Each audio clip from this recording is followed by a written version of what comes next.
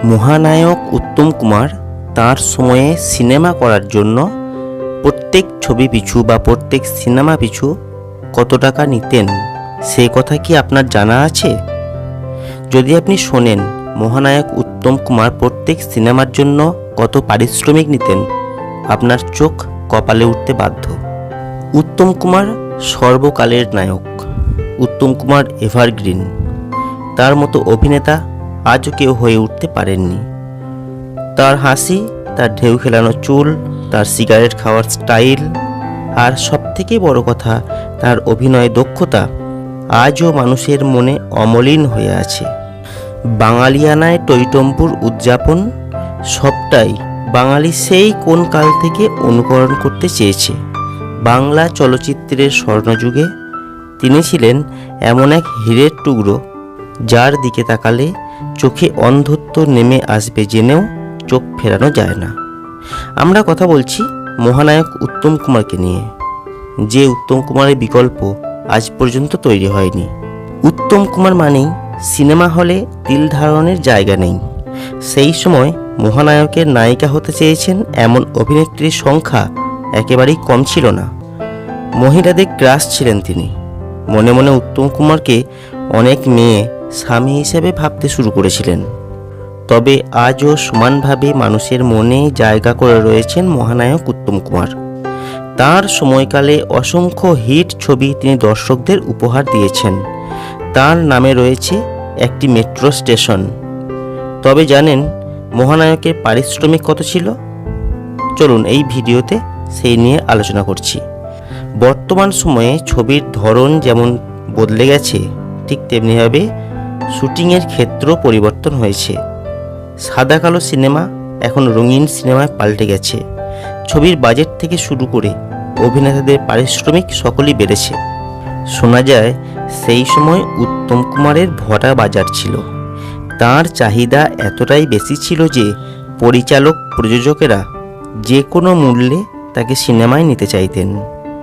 তিনি একাধিক ছবিতে কাজ করেছেন, তবে শুরুর দিকটা খুব একটা সহজ ছিল না।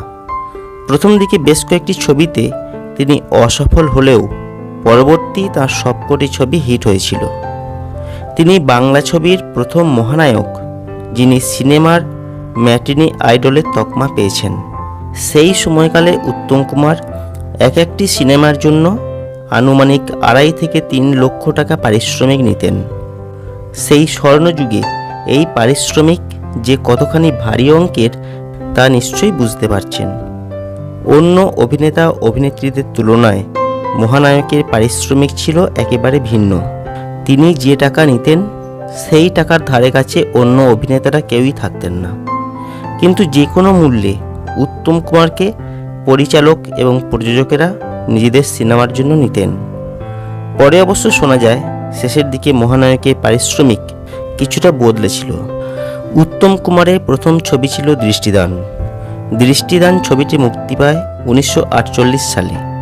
এই সিনেমায় তিনি শিশু শিল্পীর ভূমিকায় অভিনয় করেছিলেন। তিনি পেয়েছিলেন 13.5 টাকা। সেই বছরেই তিনি নায়কের ভূমিকায় দেখা দিলেন নবেন্দু সুন্দর বন্দ্যোপাধ্যায় পরিচালিত কামনা ছবিতে। সেই সময় পেয়েছিলেন 1,500 টাকা পারিশ্রমিক।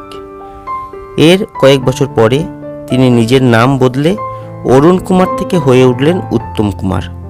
74.5 পর মহানায়ককে আর পিছন ফিরে তাকাতে হয়নি। একের পর এক হিট সিনেমা তিনি যেমন দিয়েছেন, তেমনি বেড়েছে তার পারিশ্রমিকের মূল্য। সেই সময় তিনি নিতেন 2.5 লক্ষ থেকে 3 লক্ষ টাকা, যা বর্তমান সময়ের প্রেক্ষিতে সেই টাকার মূল্য দাঁড়ায় প্রায় 95 লক্ষ টাকার মতো। মহানায়ক উত্তম কুমারের গ্ল্যামার আজও কমেনি।